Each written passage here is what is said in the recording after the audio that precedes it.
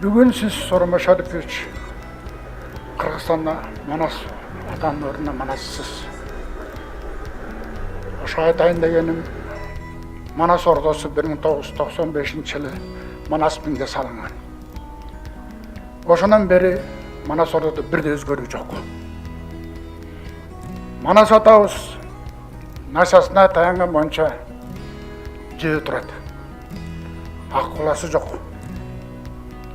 Каныкай апабыз жөө турат. Бакай атабыз жөө турат. Эгер Манас же казак улуусунан болуп калса, же түркмен улуусунан же өзбек улуусунан болуп калса, Манаска ошондой мамиле жасайт беле? Жок, жасабайт болчу.